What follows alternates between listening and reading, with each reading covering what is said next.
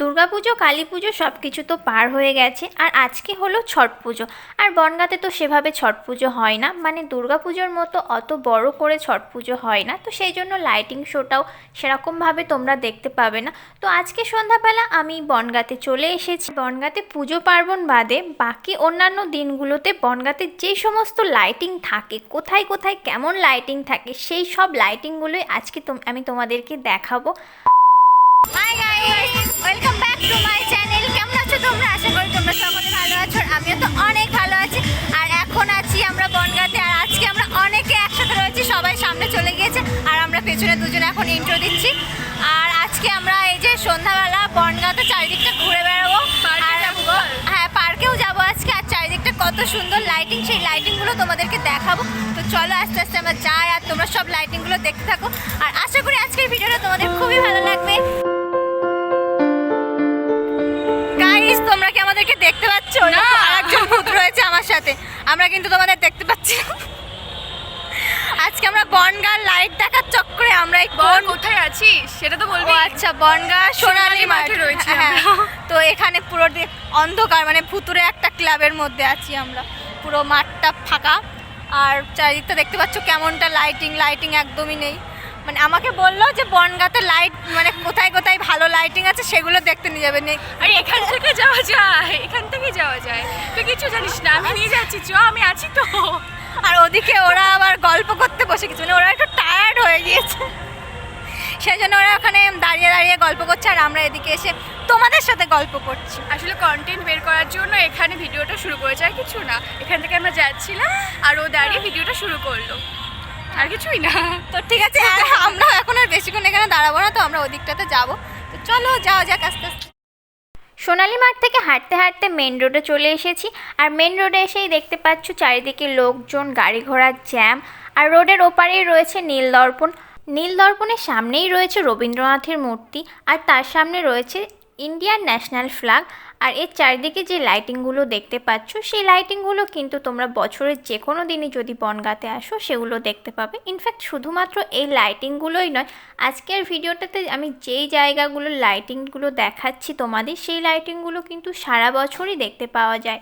আর বনগাঁতে সারাদিনই জ্যাম থাকে, ঠিক যেমন কলকাতাতে থাকে ঠিক তেমনই জ্যাম থাকে। রোডের এপারে রয়েছে, রোডটা ক্রস করব, তো জ্যামের জন্য একটু টাইম লেগে যাচ্ছে।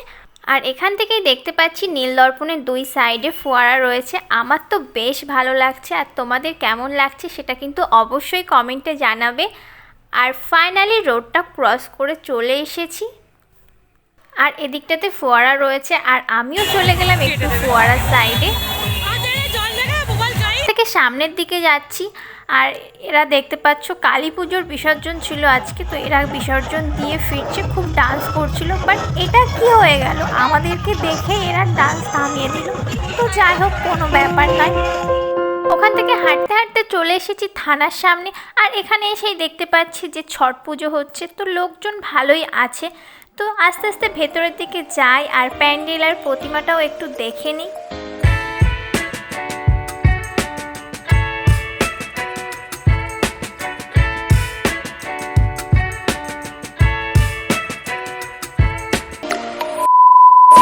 এবারে আমি চলে এসেছি ইছামতি নদীর কাছে, আর এই নদীর কাছে একটা ছোট পার্ক রয়েছে।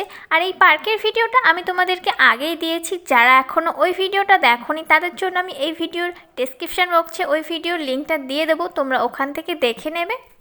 আর এই জায়গার লাইটিংটা এতটা সুন্দর, যেখানে প্রতিদিনই কম বেশি লোকজন থাকে। তো আমি আস্তে আস্তে সামনের দিকে যাই, তাহলেই তোমরা দেখতে পাবে, তাহলে বুঝতে পারবে যে এটা কতটা সুন্দর দেখতে লাগছে। আর এখানে দুটো ব্রিজ আছে, এই ব্রিজটা রায় ব্রিজ, আর ওদিকে আর একটা ব্রিজ আছে, সেটা হলো রাখালদাস সেতু। এখান থেকে ব্রিজ দুটো খুব সুন্দরভাবে দেখা যায়, আর ব্রিজটা দেখতেও কিন্তু খুবই সুন্দর লাগে।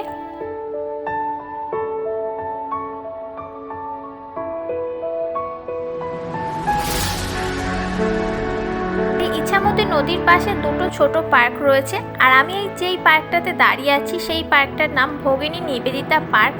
তো ছোট একটি পার্ক, তো দেখো তোমরা চারপাশটা দেখলেই বুঝতে পারবে।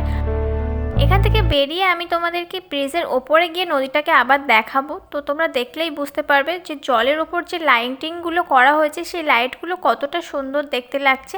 আর তোমাদের কেমন লাগছে সেটা কিন্তু অবশ্যই আমাকে কমেন্টে জানাবে। ইছামতি থেকে এখন আমি চলে এসেছি লন্ডনে। তো তোমরা ভাবছো আমি কিভাবে বনগাঁ ইছামতি থেকে এখন আমি লন্ডনে চলে এলাম। অ্যাকচুয়ালি আমি লন্ডনে আসিনি, আমি বনগাঁতেই আছি।